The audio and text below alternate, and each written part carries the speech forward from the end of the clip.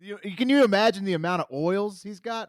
Like most people have a liquor bar. That guy's got an oil bar. I'm surprised. Yeah. I'm surprised he's not physically stuck to another human being right now with all the piercings. Right. Warning. The political trade features probabilities and perspectives about politicians, political parties, political outcomes, and political wagering. The political trade is rated NSFP, not safe for partisans.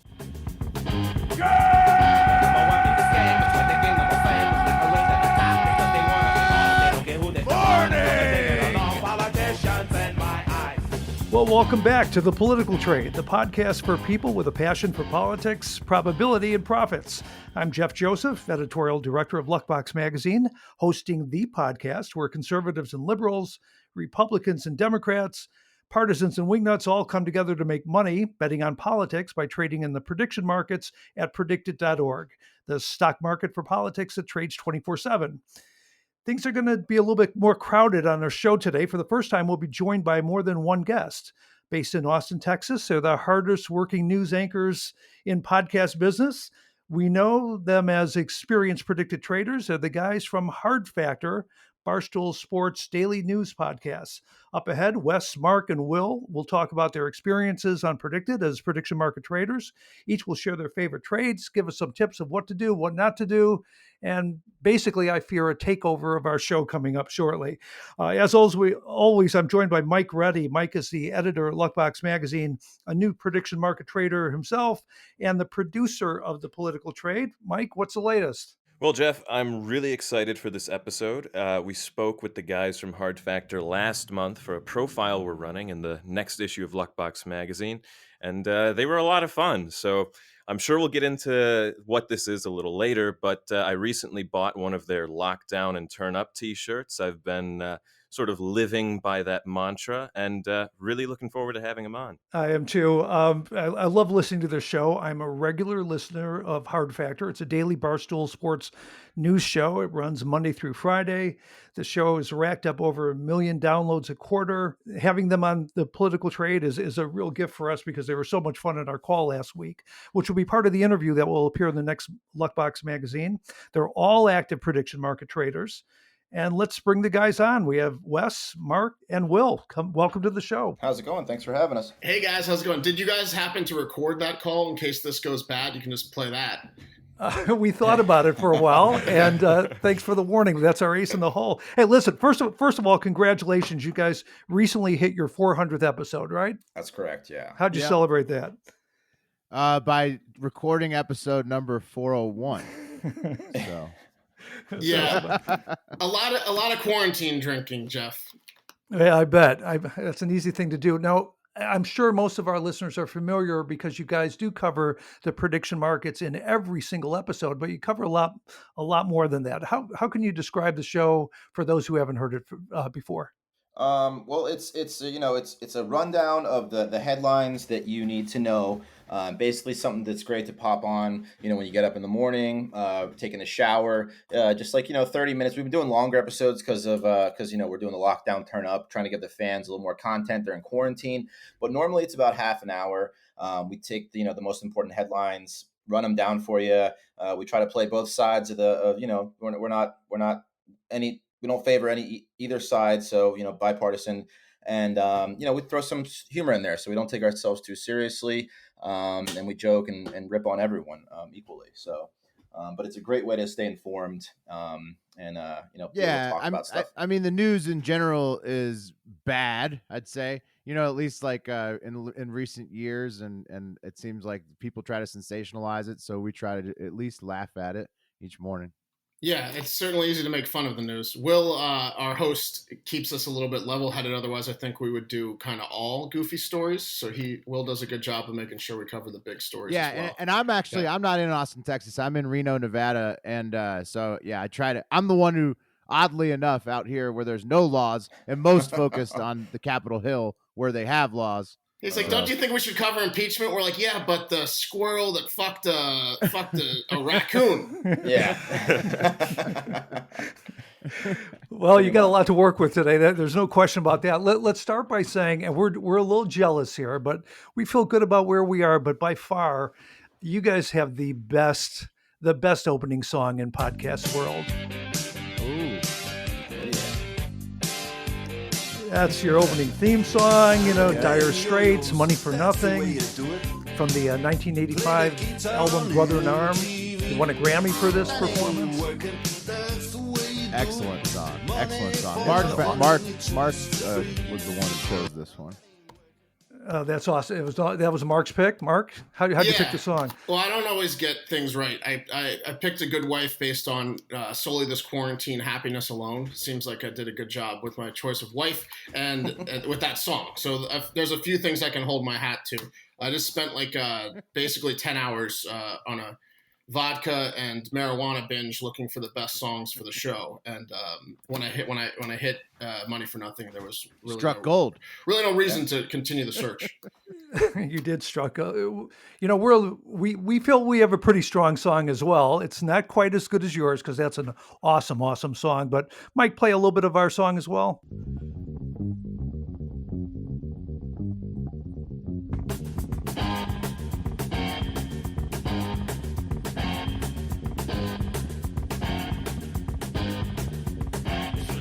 The way they lie on TV, so daddy can be a better man than you see. But when decisions are come, when they have all the fun, politicians in my eyes. So that song, "Politicians in My Eyes," it's such an interesting story.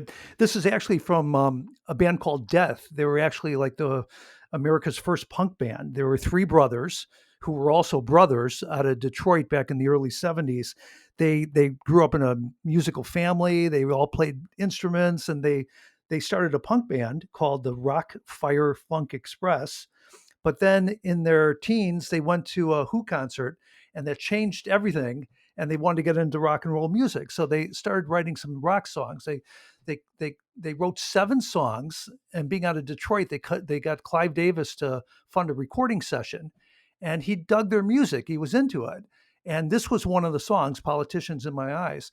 But Clive Davis came back to him and said, if I'm going to do anything with you commercially, you really got to change your name. You can't be a band called Death. And they're like, and they made the big decision, think about this, to say, no, Clive, we're sticking with Death. So they said no to Clive Davis. They cut 500 of this song. That's it. That was the initial run. And the best punk band that no one's ever heard of, the band called Death. Say, and that's why we've never heard of them, is they didn't listen to them. Well, I'm glad you introduced them to us because now I can listen to them during, quarantine. That's a new piece of information. Well, we could use, Will, as your opening yell over our opening song. All right. So why don't you kick us off with your opening yell and we'll get going. Okay. Yeah, sure. Are you going to give me the song again and I'll scream over that or? Okay. All right.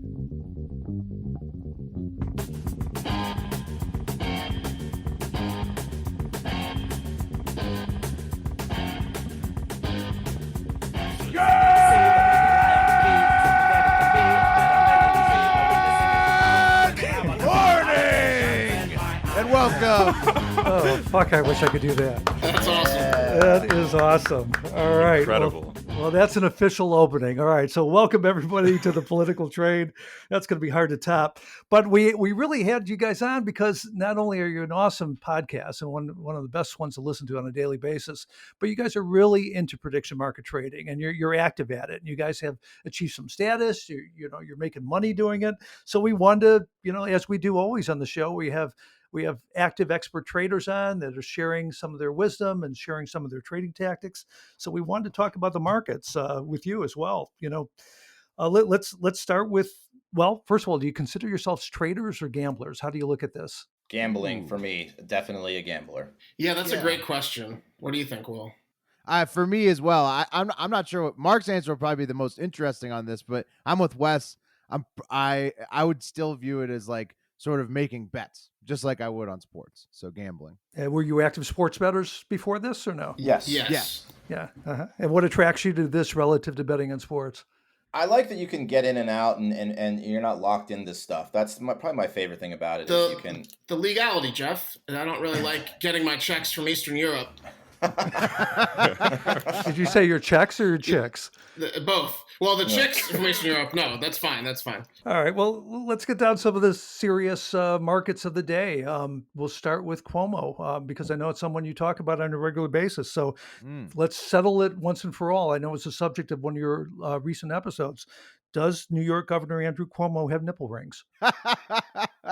Yes. Is that a predicted market? If you could bet on the yes, I think that would be at 95 cents, I'd say. Yeah. It wasn't clear how you I listened to that episode, and it wasn't clear how you resolved this. Well, I mean, I guess only Andrew knows for sure, but I mean, Yeah. based on the photo evidence, I would say the market would be Yeah. Unfortunately, you'd have to wait till he came out and made a statement on it for it to resolve and take his word at face value. But you would have a lot of stock, yeah, but you would never get your payout. So yeah, you got to go to a pool party where he's at to get the real answer. Well, he was wearing that white polo shirt, the short sleeve white polo shirt, and that's really what kind of showed it off. Like when he's wearing like a suit, it's not very evident. But unless he had just run a marathon, which I don't think he did during social distancing, and had some sort of metal Band-Aids on his nipples, I think that they're piercings. Well, he is the king of earned media right now. There's no question about it. Mike, can you play a clip from his recent press conference? I was in these parks. You would not know that anything was going on. This is just a mistake. It's a mistake. It's insensitive. It's arrogant, it's self-destructive, it's disrespectful to other people, and it has to stop, and it has to stop now. So why are we so in love with this guy? I don't know. That's the first time I've listened to his voice without actually looking at him, and it's a very different experience. I don't know what that means, but it's just different. You're not impressed, you're saying? I'm not very impressed with him without seeing him. I think he's getting the points just because he's at the epicenter, right? I mean, people are trying to say this is a wartime moment. I don't buy into that, but people who are at the epicenter of the problem are going to get a lot of media points. Yeah, but has he done a great job? I don't really get it. I don't really get the infatuation. I don't know why he's trading number 3 for vice presidential candidate. He's working hard. He's working hard today. For Democratic that's bullshit. For Democrat nominee, I don't know why he's at 7 cents or whatever. No, he's at fucking 8 now. I agree with you, Mark. I think he's doing what pretty much everyone in that situation would do that they're being told to do. I mean, it's not like he's scolding great numbers up there. Scolding people in a press conference when it's already too late isn't really doing anything. Right. I don't understand. New York was way behind California. He's the governor. I think he has some power there. He didn't do shit until into March. So I don't know why he's getting so much credit because New York is fucked. Yeah, the numbers out of New York don't look very good. What about New Orleans? I mean, I noticed she tried to pass the buck onto the administration, but going ahead with Mardi Gras, that can't be a good idea. Yeah, that was a bad call, huh? Mardi Gras. A lot of people who listened to our show were actually saying that they were there for Mardi Gras, and just they all kind of knew that was in hindsight a horrible idea. Because that was the weekend that probably had the biggest impact on the spread, right before the lockdown. So, well, with Cuomo, getting back to him and the predicted markets, you think there's any legs there, either in at least as a trade in the VP side or the presidential side? Think there's any upside here? No, I don't think anyone from New York's going to get a raise or a higher position anytime soon. Well, he's been on record saying that he doesn't want the vice president nomination recently, I'm pretty sure. Well, and with the VP, Biden's already said no, a woman. Right. Sorry, go ahead, Wes. Yeah. And he doesn't, and he's also said that he doesn't think he's the best candidate for president on record. So I think it's just a bump, mainly caused by the amount of fucking TV he has now. That's it. If he reveals the nipple rings live on a press conference, I'll walk it back. Yeah, now you could use that as a little bit of a bump, but I don't know. Then I'll have your vote. Yeah, I mean, I'll stop talking shit about him. You'll know he's better at sex than you, at least. And that's sure. That's a big up. Yeah. Oh, for sure. Missionary is not in his repertoire. No. Can you imagine the amount of oils he's got? Most people have a liquor bar. That guy's got an oil bar. I'm surprised. I'm surprised he's not physically stuck to another human being right now with all the piercings. Right. But an olive oil bar, right? Yeah. Right. Yeah. Whatever works. Whatever gets it sliding around. I mean, I don't think he discriminates. So how are you guys handling the quarantine? Speaking of sliding around, what are you doing? Oh man, just trying not to go insane like everybody else. I think luckily for us, or for me, I'm out here by myself in Reno, so I've been living quarantine life for a long time, so it hasn't really been much of an adjustment for me. But Mark and Wes, what are you guys doing?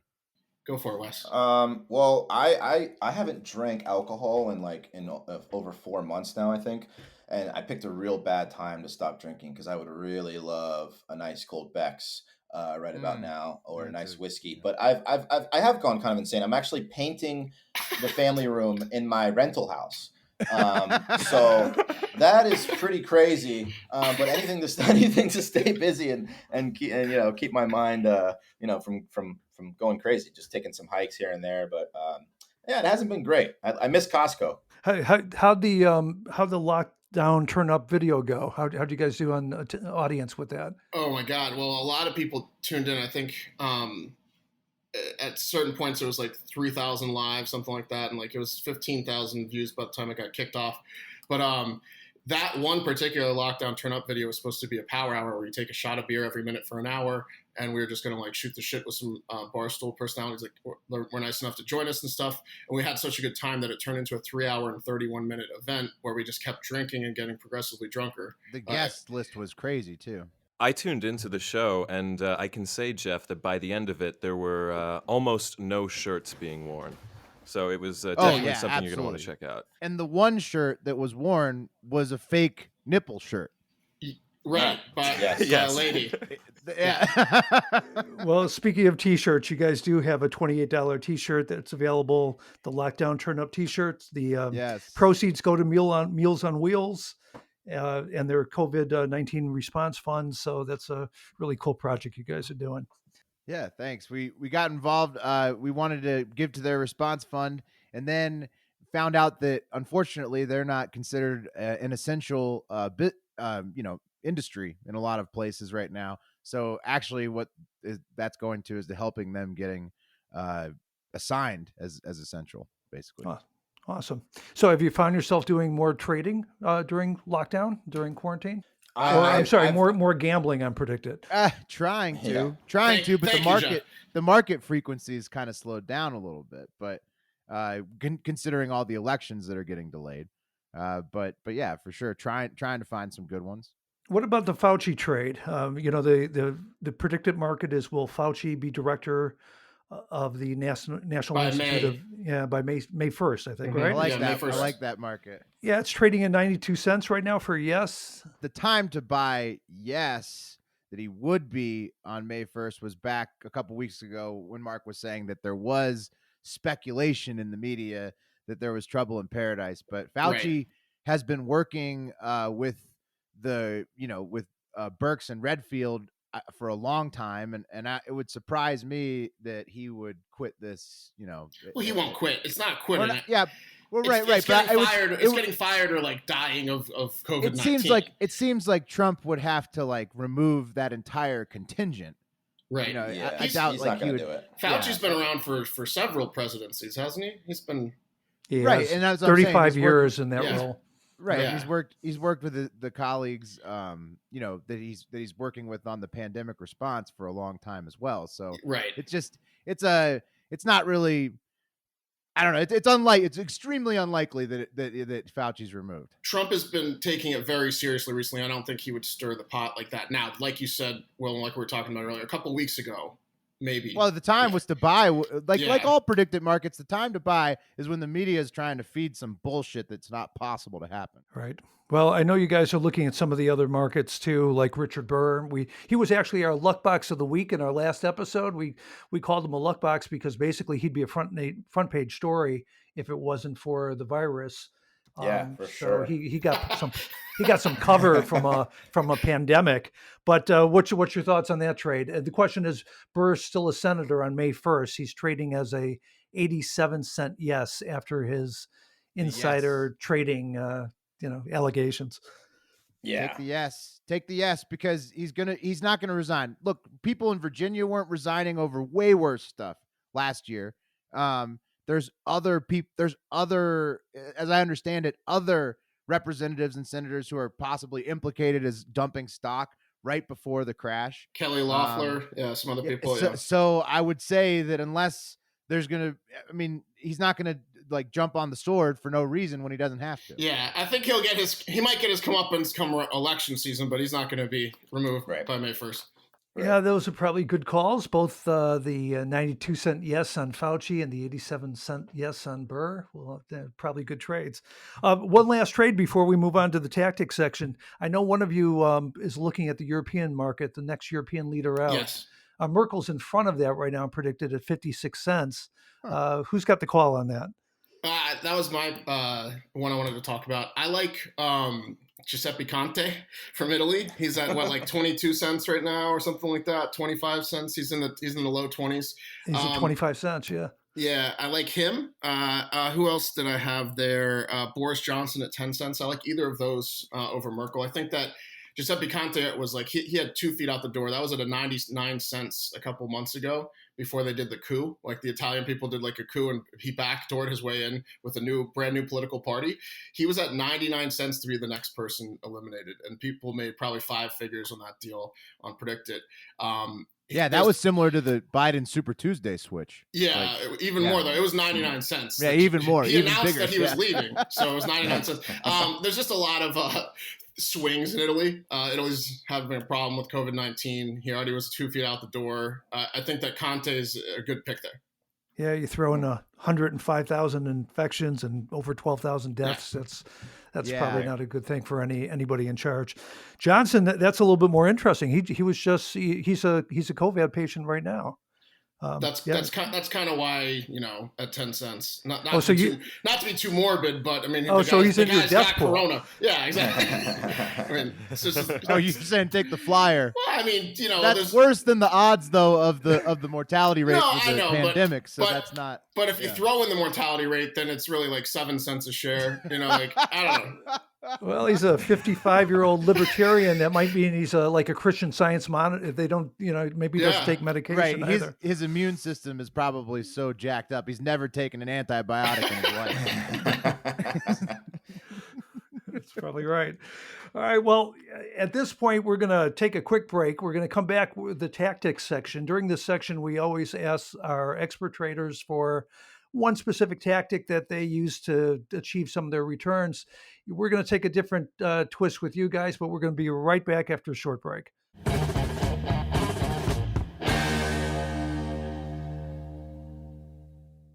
Okay, guys, we're back. We're back with Hard Factor Mark, Hard Factor Will, and Hard Factor Wes. In fact, those are their Twitter handles if you want to follow them, and you should. They're the part of the team from Hard Factor, the daily cocaine of news available from Barstool Sports. That is your tagline, right? It's a news cocaine. News cocaine. Yeah. News cocaine. So you guys are active traders. How often do you trade? I mean, I check the dashboard daily. I don't know if I'm making trades daily. I'm always looking for something, but like we talked about a little earlier in the pod, I view it a little bit more like gambling. This is Will. So I'm not necessarily placing a bet on every single market every day, I don't do a lot of like the buying the heavy favorites to convert it for the small percentages. So I'm looking for things in the 70s or lower that I think could pay out usually. Which one of you is most active? Probably historically me. I had very close to 5 figures in recently and was trading many, many times a day. But like sports gambling and this, it's like cyclical where I withdrew a lot of money and then now I have less money to play with and I'm kind of trying to calm down. It's kind of like I get the itch and then I focus on it. And then right now I'm just like, I have a little bit under 1,000 in the account and I'm just kind of sprinkling it around. And I look every day, but I don't trade every day. And you guys give it at least 5 minutes in every one of your shows every day. So with all the trading that you've done now, you've got some tips of what not to do. So tell me about some of your bigger mistakes that we can learn from. I'll go first. I'm a bad panicker when it comes to my bets. I get in, I get out. I don't hold true to my bets, even though if I believe them. If I see the market crashing, I will fucking run like a scared dog. And then try to get back in. So that's been my biggest, and I've gotten better at it for sure. But definitely in the beginning, that was my biggest no is I didn't just believe in the bet and hold it through, especially like during some of those markets they have during the debates. That is where I would run a lot, speaking time, all those kind of like fun markets. I just, and half the time if I would have saw him through, I would have won. But once you see your baby going down, you jump out. Will, you got anything? Yeah. I got a good one. I think that's probably relevant for many people who bet on the markets regularly. Is that don't forget about the exterior factors to a bet. Like I was riding Bernie pretty heavily, right before Super Tuesday. That's a great And visual. Obviously that was horrible. What happened there. And so I just think that I should have been smarter to see that what had happened before was likely to happen again. And that also that, thought about what happens if all of these candidates all of a sudden pivot to one, and also all of the local Dems give all the endorsement to the same candidate. So I did not think about that, and I was too bullish on Bernie because I wasn't keeping my mind open to how that historically works out on that side of the aisle. So that was my fault for not seeing clearly about how that would probably shake out in the end. Well, I rode that same pony with you in Texas. Where Bernie, that was a rough one. Bernie in Texas was really, really hard. We lost our shirts like on that live stream on Bernie in Texas. A lot of the Hard Factor boys. I agree with you, Will, that I like to fade recency bias in the tweet markets to make money. But some mistakes that I've made are like this goes for all gambling, and it's easier said than done, but try not to use emotion when you're gambling.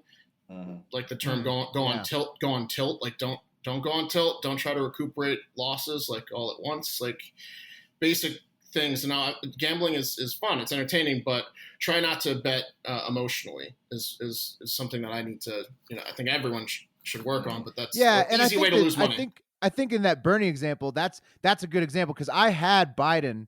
I had him at like 10 cents as the nominee from way back in the summer when Warren was in the lead.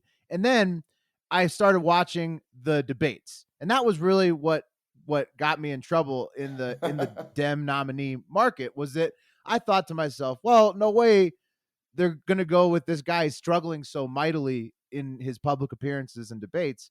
But then it didn't end up mattering.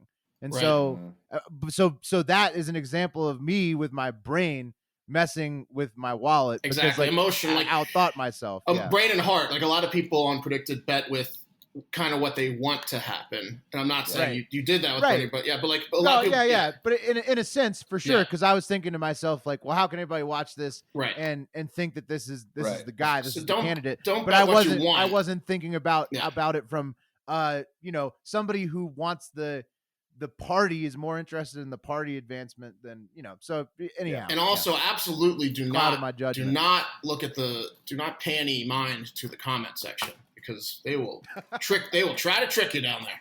Yeah. So what tools do you guys use frequently to help in your trading? There's some outside sources that a lot of traders rely on to make their predicted trades. I mean, the polls that they use, that Predicted points you to, like Real Clear Politics, even though a lot of especially the new primary polls, haven't even reflected that Bloomberg's out or any, new polling data. But those are, probably the go-to when it comes to the primary markets, even though they haven't been the most accurate in some places. But piecount.com. Yeah, piecount.com for the tweet markets. PI count, piecount.com. Yeah, that's a free source. It gives you you pull it. It's not a push source, but you can see the real Donald Trump, the White House and POTUS tweet count for any given predicted market in real time, right? Yeah, and a lot of people, there's a button you can click on each of those markets too that tells you the stats for the last like several cycles, and people use, and then it also shows the pace for the current cycle, and a lot of people are pace pumpers, so they'll see the pace and not take into account that a weekend's coming up or a big event's coming up where they're going to tweet more. So you can make money on the tweet markets by, again, betting against recency bias, betting against the pace pumpers. If you do the research and see what events are coming up, what days are coming up, is this person going to be on holiday, shit like that. Yeah, those pace numbers might as well be like a pair of tits to me when I look on the site. That's all I see. That's not good, Wes. The only tool I use, I look at it like a sheet, like you're looking at a weekend of games, back to the gambling analogies, and so I just use the expiring filter. Basically, just look and see what action closes the soonest. Yes. That's an interesting idea. So if you go to the markets, they have a drop down that allows you to sort the markets from things like trade volume, price changes, new arrivals, and you go to expiring to see what's coming down to the wire for. Yep. Yeah, that's a great I look idea, at actually. Expiring and then see if there's anything. I just go down the list and say if there's anything that's like 70 or, it starts with a 7, maybe an 8.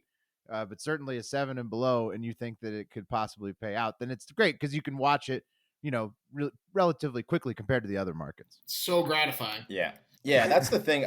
I don't know about you guys, but it's hard for me to lock into a bet that's not going to pay off, until weeks down the road. I like the expiring markets much more, for sure. Yeah, well, that goes back to how much money you have in your account. If you've got 5 figures in the account, take the long term bets. We're not as well, sharks, that's for sure. This is more of the gambling versus the trading. Yep. For the expiring. Absolutely.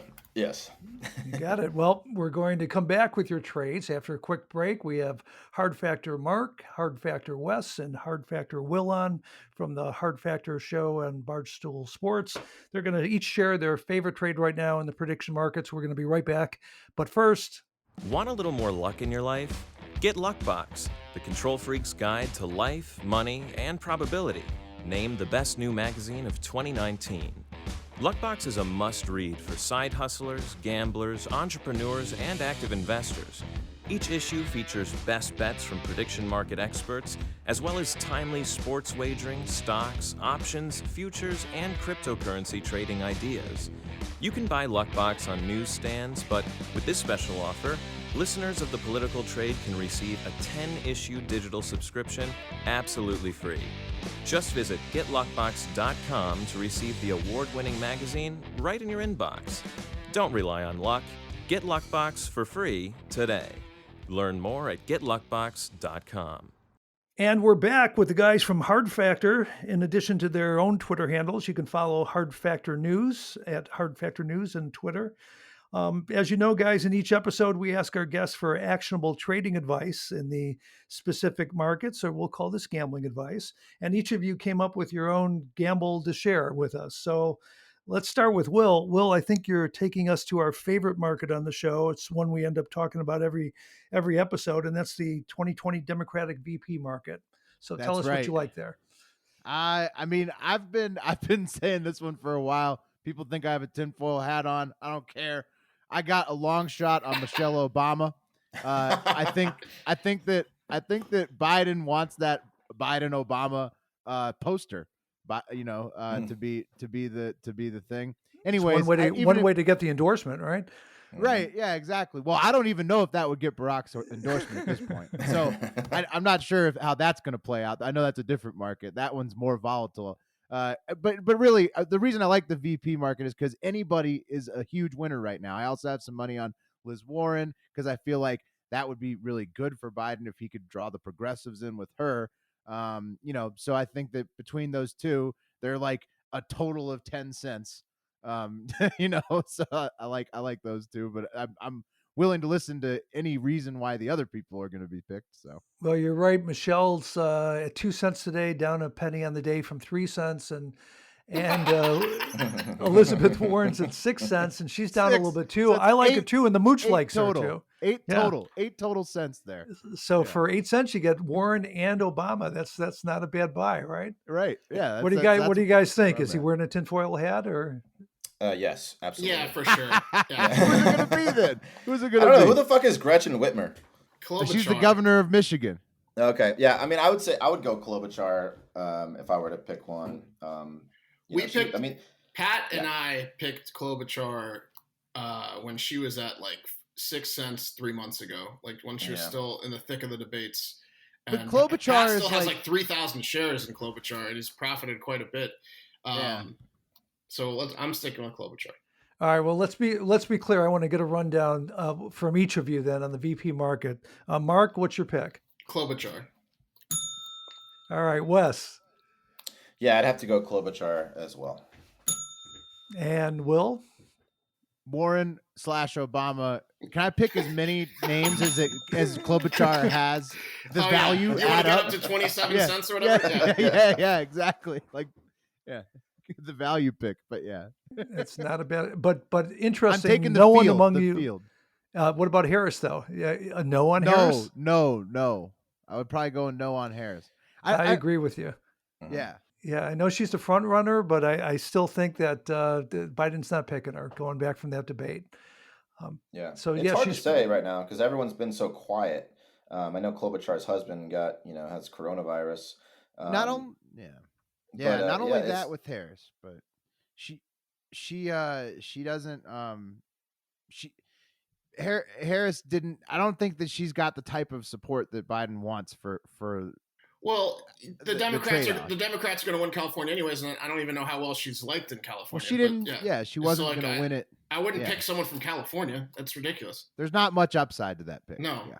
All right, so that's the VP market. It's certainly the market with the most going on right now because there's the most uncertainty. And you're right, it's been really, really quiet for all these candidates. We'll see what happens when they come out of it. But we're going to move on to the next market. We'll move on to Wes. Wes, you talked about, or you want to talk about the highest ranking in terms of trading volume on Predicted. That's the Democratic nominee market.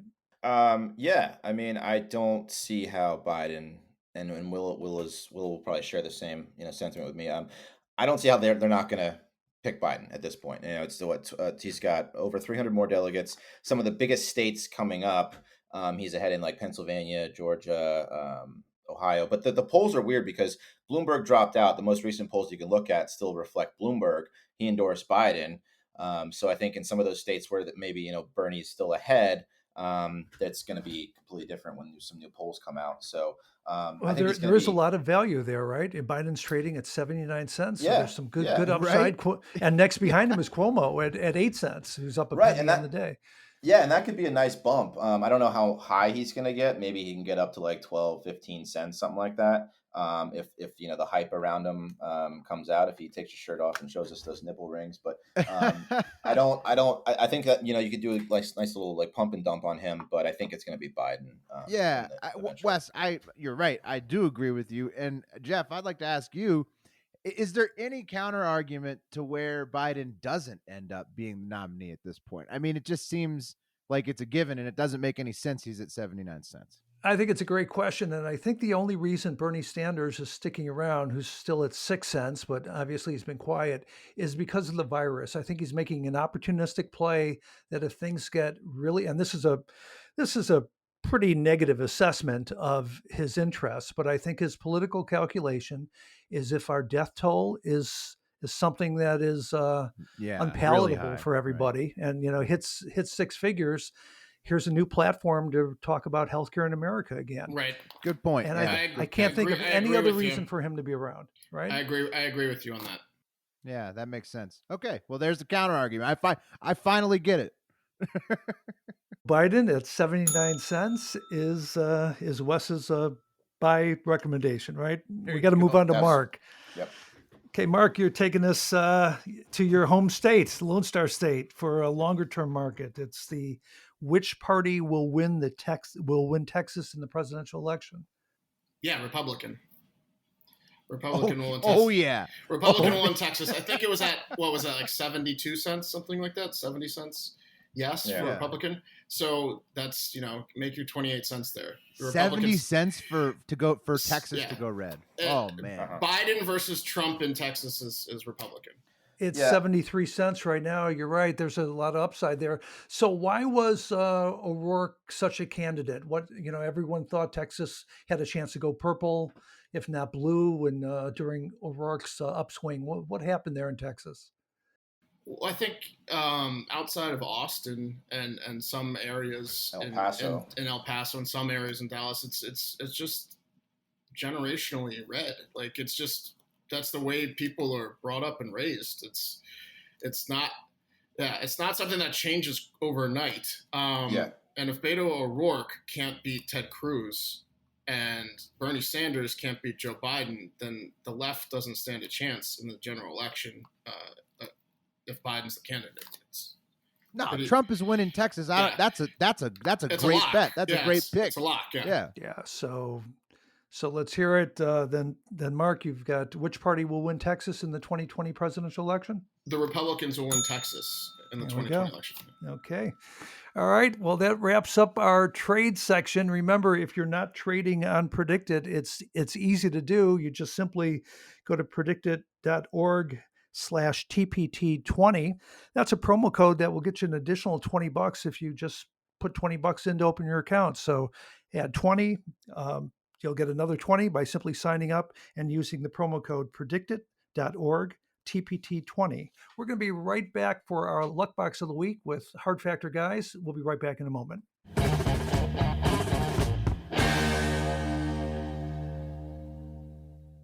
We are back with the Luck Box of the Week. As you know, a Luck Box is an undeserving recipient of a favorable outlier outcome. So gamblers know the term, bettors know the term.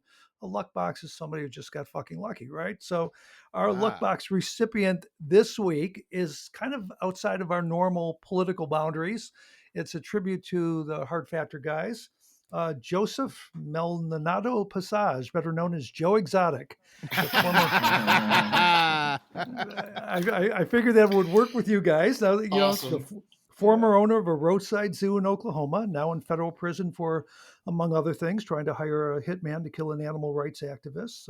Now famous as a result of the Netflix hit docuseries Tiger King.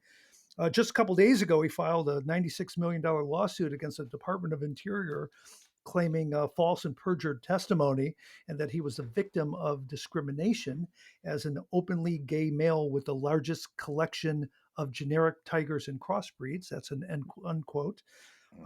We're calling him a luck box because sure, he's in a federal prison, a 22-year-old prison sentence, which began in January of 2020, but his roadside zoo recently has been hit with huge crowds till closing last week to comply with the coronavirus shutdown orders from the Oklahoma governor.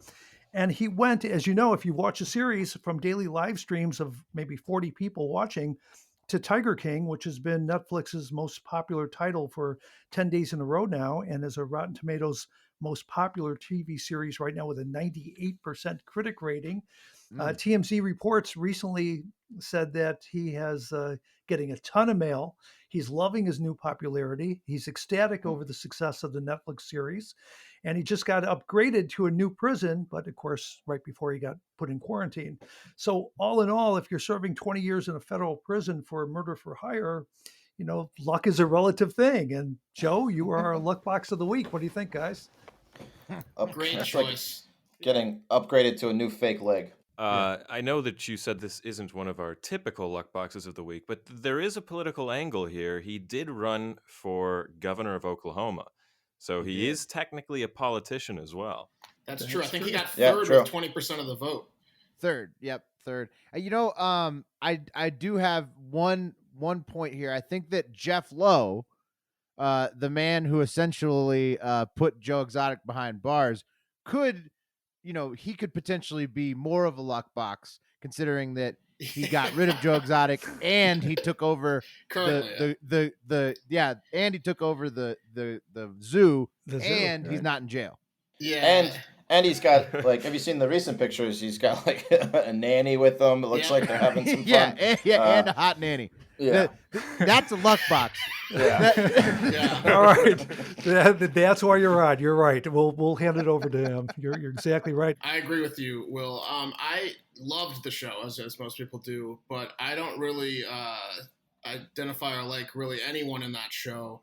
I'm a big cat person. I own 5 cats, fostered, adopted, love domestic cats, which they're not really domestic. But I think all those people are pretty shitty to big cats, so I don't really like any of them. It is interesting. They all seem to not really care about the No, cats. They kill them all. Once they're unprofitable, they murder the cats. Yeah, once they're too big to pet, they go in the ground. Have you guys seen the video of Shaq visiting the zoo? Yes. Yes. Yeah. He's pissed. He's not happy that he was in the documentary. I would think so. Right? Yeah. Well, Wasn't he buying tigers?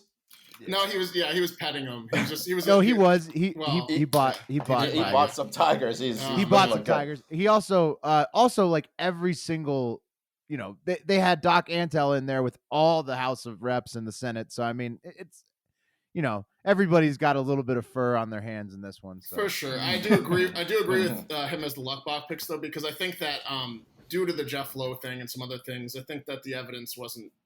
He got guilty of 19 out of 19. The murder for hire was the big one. A lot of them were like trafficking. It'll be revisited, yeah. It'll be revisited, and I think that when he does get out of jail, he'll never have to worry about money ever again. He'll have the best-selling books, documentaries. He'll be all over the talk shows. Oh, well, everybody's going to want him to reopen the wants a piece zoo. of him. Yeah, everybody's going to want the zoo back open. Yeah. Oh, yeah. I expect he's going to end up on your show as well. I think that would hope so. We hope so. Anyone that spends that much time like in a cage with tigers and lions and is still alive is a fucking Luckbox in my opinion. I mean, it's a great point. Yeah, I mean, it's only a matter of time. So, in the show, you see him. He has to pull out his gun a couple times and just fire it to save his own life. It looks like one of my favorite scenes is when no one helped him when he thought they put cologne on his shoe. They were trying to kill him. They were trying to kill him. They were the mad. tigers are dragging him around. Yeah. That's right. Well, it's been an amazing show. Hey, listen, guys, it's been great to have you guys on. We're going to be taking a 1 week break as we focus on the next issue of Luckbox Magazine, which you guys are going to be in. So again, listeners can go to getluckbox.com and get out in front of receiving the next issue that will feature the Hard Factor team. We also have some interesting future episodes coming up. Our next episode is going to feature CEO of Aristotle, who's the group that runs the predicted market. So our next guest is going to be John Phillips, who runs the predicted platform. So he's going to be joining us to answer questions about the trading platform and talk more about it. You can send in your questions for John to our podcast page, which is luckboxmagazine.com/TPT, or you can DM us on Twitter at Political Trader. Guys, this has been a lot of fun. I've wanted to have you guys on for a long, long time. I do listen to your show at least 3 times a week. Thanks so much for coming on. Thank you, Jeff. Thank you, guys. Thank you. Anytime. It was fun. Appreciate it. Jeff and Mike, thank you. Yeah, Mike, thanks for setting it up. Yeah, well, we will look to have you back before the general elections if we can make that happen. And everybody else, thanks for tuning in. Be sure to subscribe to the show wherever you get your podcasts, and also subscribe to Hard Factor wherever you listen to podcasts as well. And if you subscribe to our show, you can be the first to catch any trends, tactics, or trades shared by our guests. And this is Jeff Joseph. And I'm Mike Reddy. And remember to lock down, turn up, wash your hands, don't touch your face, stay healthy, and join us next week on The Political Trade. And have a great fucking day.